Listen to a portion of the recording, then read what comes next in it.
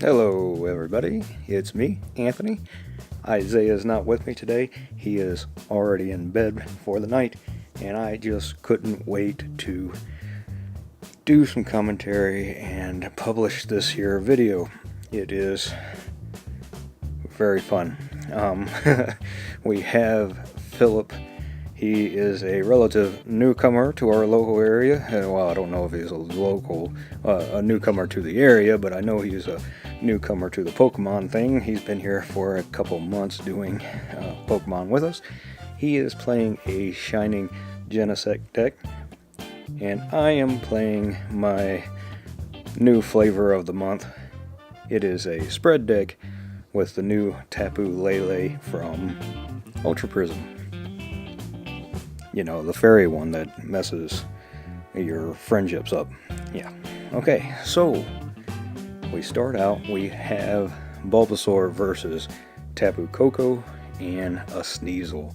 He ends me after mulligans, 2 mulligans, so didn't have the opportunity to use those fresh cards he had given me, but, you know, I don't remember them being all that special. So, yeah, now, the thing about Phillip is a great guy, but you have to watch him. His poker face is excellent. He will sit there and he will, oh man, his way through the first few turns and make you think that he's not having a good game. And then the next thing you know, he is just lighting you up. So yeah, everybody, you have been warned. And anyway, okay, so I play a Lele on my first turn, and I am going for a, come on, show me the card. I can't remember rightly. It appears to be a Bridget. Not a bad play. A Sneasel comes out, and probably another Koko, and what else? Another Koko. Okay, like I said, this is a very spread-oriented deck. It chews on people's abilities, and it chews on, hopefully, a full bench with the Tapu Koko. I get the double colorless and do a flying flip for 20 to both of his Pokemon that he has on the field. And this is where the deck is so much fun, because you don't really want to take prizes. The idea is instead to just keep on tacking on damage. It doesn't really matter where or how, just put more damage counters on the field and you will be achieving goal number 1 for the deck. Okay, so he got a Shining Genesect out and attached an energy somehow. I don't know, I don't see a max elixir, so I'm guessing that's a regular attachment. And then he passes his turn. And see, this is where he gets a little wonky, because, you know, he's got that ability on that Shining Genesect where he'll start sucking energy to himself. And, okay, so over on my side, I attach what looks to be a choice band and a double colorless to the other Koko that I had before playing a Lily and filling my hand back up, and another flying flip, now putting 4 on the front, 4 on the back, and 2 onto that Shining Genesect there. And yeah, good stuff. We are making progress. Anyway, I hope you all have had a wonderful week. He's going to Skyla here and pulling out a field blower because I guess he wanted to get rid of, I don't know, he got rid of his own Wish Baton and my choice band before going and using a heavy ball to pull out a Venusaur. Now Venusaur is pretty cool because it effectively doubles all of the energy that he has on the field. So there he goes, he attaches the float stone, so it was a very good use of the field blower to allow him to attach the float stone for the turn, or rather to the active, so he could back it up and put the Shining Genesect up. And once he did that with Venusaur in play, that's what I was saying. He was all over there doing, oh, I don't know, man. This is not very good, and I'm not doing so well. And here it comes. He starts knocking my Pokemon all over the place, taking a knockout on my Coco before I came back and played an in. And I've already got my other Coco up there, so probably more flying flip action here, if I had to guess. Probably so. Maybe. No, we're going to thumb the hand, and then we're going to counter catcher. Yes, that's the other thing that's very viable in this deck, is the counter catchers and the counter energy.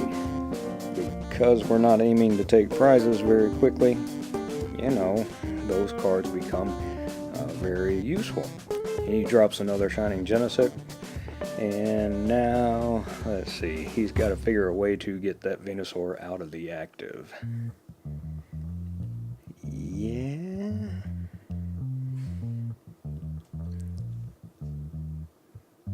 So this will teach me to actually like do this by myself. I need to have Isaiah here so I can prompt him with questions to fill in the gaps of the things that I don't know what I want to say. He Ultra Balls for a Lele, going and getting a Guzma, I'm guessing. That seems like the Guzma just came down. Yep, okay. So he's pulling my Lele up and going to go ahead and take a KO, bringing him down to 3 prize cards already to my still 6. Not a good situation here. But, you know, things change kind of quickly sometimes. You know the ebb and flow of the Pokemon games. And let's see, we're going to stare at our hands for a little bit longer. Phillip's stretching, and I am grunting about what cards are in my hand.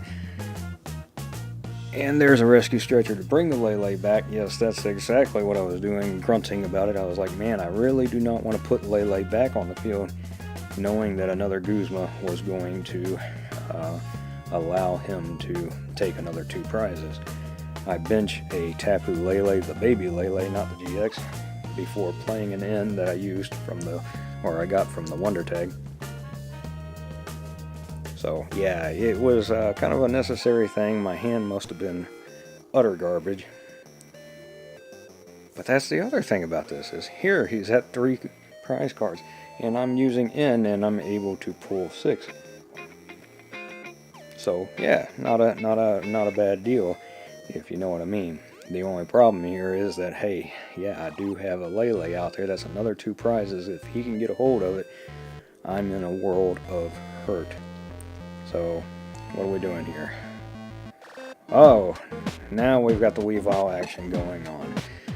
We decided, you know what, it's worth the rule of evil to hit my own Lele for 60, to also put 60 onto each of his Pokemon that have an ability, which in this case he has 1, 2, 3, 4, so that added 240 points of damage to the field, and that's where the magic happens. Because now, baby Lele can do whatever she wants and, you know, just wreck stuff, if you know what I'm saying. But, you know, I'm still in danger of this stinking Guzma, and I want to say he actually does pull it off at some point. Maybe not, I can't remember. Let's see. He appears to want to get out of the active. Yep, so he's going to pay the retreat. Oh, nope. He's moving it around using his little Genesect ability, trying to determine where he wants to drop it, and he puts it on the healthy Shining Genesect and takes the KO, leaving the one in the active that was wounded. And now I have to make my play, because I am running out of options. It is really getting bad on my side of the field. He's already down to 2 prizes. That giving up the Lele kind of jumped him ahead in where I wanted him to be. Like I actually had some sort of plan. Yeah, that's me telling you. And here we're doing a little bit of an assessment of how many counters are actually on the board. It's 6, 6, 6, 6. Wait, no, yeah, 66666. That's 5 sixes on the back row, so that would be 300. And then there's 100 on the active, so that's 400 total damage counters. If I can find a counter energy, which I had in hand, Tapu Lele can move that however Lele sees fit. Which, here's the hint, 3 Shining Genesects is 390, which is 1 short of the 400 that we actually have on the field. So yeah, good news coming here. Alright, so I had already attached to the Lele, and then I used a rescue stretcher to pull the Weavile back out of the garbage. And yep, here I'm having to do some counting and rearranging of damage counters, and we clean up the board a little bit, and we go from 6 prizes down to 3 in a little bit of a sweep.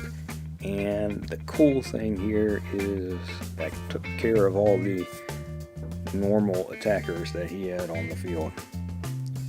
So yeah, it was a good turn for Tapu Lele, if you know what I'm saying.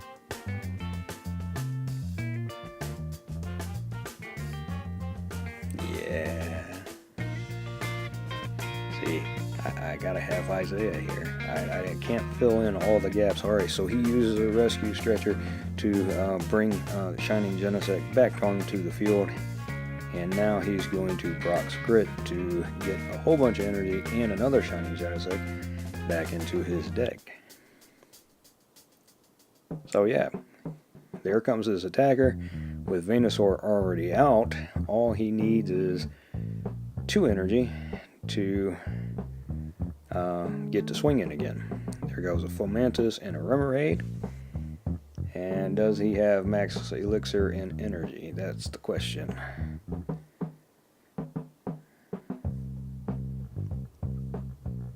Well, we can't see inside his hand because the camera is too low. But hey, we don't have problems with glare this time, so that's good, right? Alright, so there's the attachment, and he attaches to Fomantis and passes his turn. I use an energy lotto, trying to dig out and find some more energy. And there's a counter energy, so I imagine that's going to go on to the Weavile. But if I use it right now, that's also going to give me issues when I hit my Lele again. So we need to do something about that. But first, escape rope. He loads up the Remoraid. Here comes my Weavile. And let's see, am I going to attach or what?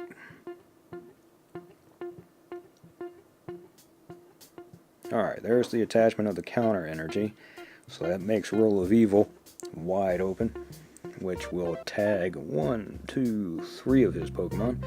And of course 1 of mine, so that's a problem. And let's see, we're going to Ultra Ball, getting rid of Espeon EX and a Guzma. And here comes another Lele. And we're going to pull a well, maybe not a Cynthia.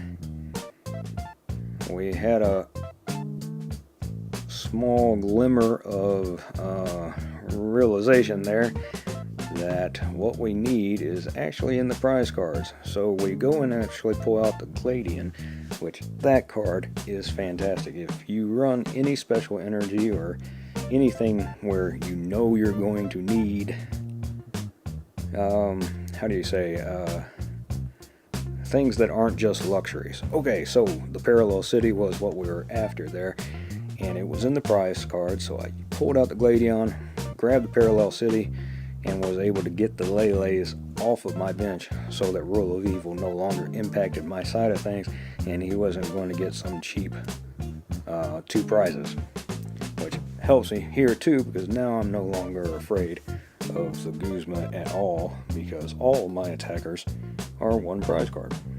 So, alright, now let's see, he evolved to Lurantis, and apparently was stuck. Did not have an energy attachment only dropped down a wishful baton.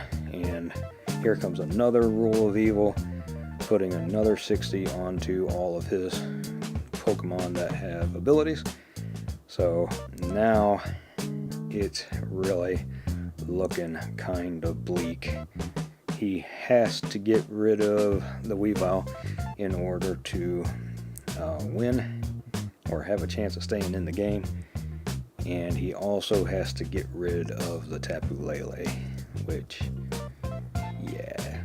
Okay, so explaining the parallel city, when it's facing the way it is, it's got the tree on the right hand side. It reduces my bench to only 3 Pokemon, and he is going to reduce his output, his damage output, by 20 because he's a grass guy. But it wasn't relevant because, oh wait, was it relevant? He may have, yeah, I don't know. It didn't matter because Weavile came up and took the KO. So ended up hitting all the folks on the back that had abilities and knocked out several of them, leading to a win for Lele. How about that? Okay, so I hope you guys enjoyed this video and have a nice day. I don't know.